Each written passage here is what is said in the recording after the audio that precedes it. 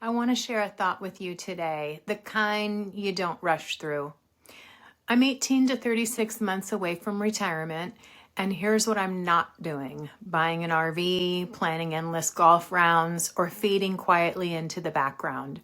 I'm not going to sit in a rocking chair knitting all day either, though I do enjoy knitting. Because I think we've been sold a story about retirement that doesn't fit anymore, and it's time we rewrote it.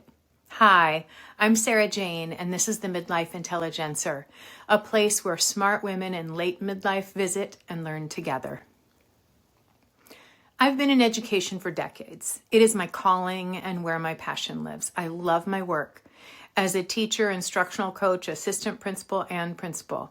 My entire adult identity has been wrapped up in this work. The radio hanging off my neck, the collaboration with the district office, the lessons, assemblies, all the responsibilities, the larger community, and the students. Oh, how I love our students. And now I'm facing a question that terrifies and excites me in equal measure. Who am I when the work stops? Here's what I've realized. Retirement isn't an ending, it's a redesign. And if we approach it that way, with intention, with curiosity, with authorship, this could be the most honest, creative chapter of our lives. So today, I want to challenge the old script, explore what retirement could actually mean, and share what I'm designing for myself. Because this matters. Not just for me, but for anyone standing at this threshold wondering, what now? Let's talk about what we were sold. The gold watch, the ceremony, the golf course, the grandchildren, the idea that you've earned your rest after decades of productive work. And look, there's nothing wrong with rest or golf or time with grandchildren if that's your reality. But that narrative assumes that retirement is about stopping, about stepping back, about becoming less. It treats retirement like a reward for endurance rather than an opportunity for reinvention. And here's the problem. Many of us don't fit that script anymore. We're healthier, more vital, more intellectually engaged than previous generations at this age. We have decades ahead of us, and the old model of retirement as withdrawal from productive life feels like a kind of death. There's also the identity crisis that nobody really prepares you for. When you've been defined by your work for 30, 40 years, when people introduce you by your title, when your daily rhythm is shaped by your job, what happens when that structure disappears? You wake up on that first Monday and think, now what? Who am I without this?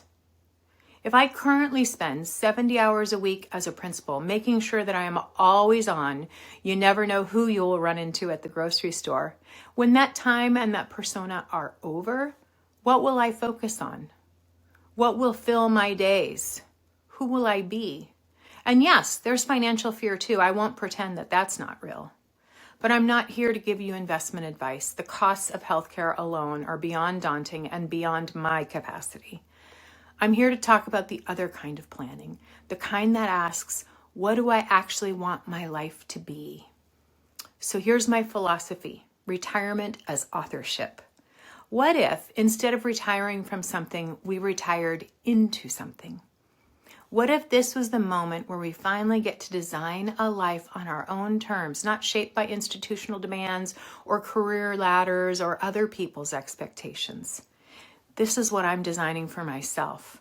A life built around writing, creating, teaching in different ways. A life where I get to choose my projects, my pace, my priorities. Where I'm not responding to endless emails and crisis management, but instead investing my attention in deep work that matters to me. I want mornings for writing, afternoons for making, knitting, reading, writing, thinking. Evenings that aren't hijacked by work that I brought home. I want to build a meaningful community here on YouTube, create thoughtful content, and learn together about what matters most. But here's the thing. This didn't just happen. I had to ask myself some hard questions, and these are the questions I think anyone approaching retirement needs to sit with. Number one, who am I without my title? Not principal or executive or whatever role you've held, but who are you at your core? I think about when my youngest child moved away from home. I was an empty nester, and boy, was that a hard adjustment. It was made more difficult by me not planning for it. So, what do you care about? What lights you up? Question 2, what do I want to spend my attention on? Because attention is the currency of a meaningful life, and for the first time in decades, you get to choose where yours goes. Number 3, what does a well-lived retirement actually look like? Not what you've been told it should look like, not what your parents' retirement looked like, but for you, with your values, your curiosities, your timeline, what would make this chapter feel like it was lived fully? Here's what I've learned. This takes more than financial planning. Yes, you need to know your numbers. And yes, you need a retirement account and healthcare sorted and all of that. But if that's all you do, you'll find yourself on the other side with money in the bank and no idea what to do with your days. This requires identity work, not just investment work. You need to give the old identity, you need to grieve the old identity before you can step into the new one. You need to experiment with new rhythms and structures.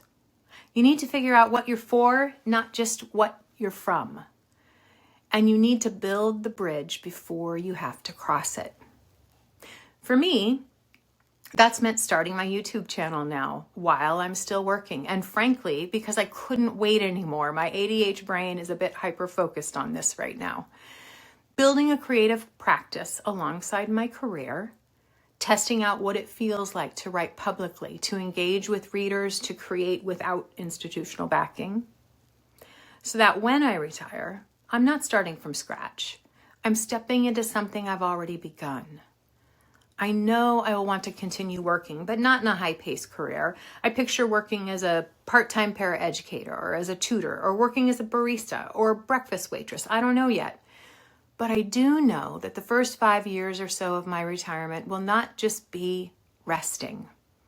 This is my journey from principal to writer and creator, from institutional leader to independent thinker, from managing systems to building ideas. It's terrifying and it's exhilarating, and it requires me to show up differently than I ever have before. But I'd rather do this work now while I still have the safety net of a paycheck than wait until retirement and hope it all works out. So here's what I want you to hear. Retirement isn't about stopping, it's about choosing. You get to decide what this chapter looks like, not your employer, not society's expectations, not some outdated script from the 1950s. You get to ask, what do I want? What brings me alive? What would make this time meaningful? And then you get to build toward that with intention, with courage, with the wisdom of everything you've already lived. I'm 18 to 30 months out from a retirement, and I'm treating this like the most important design project of my life, because it is.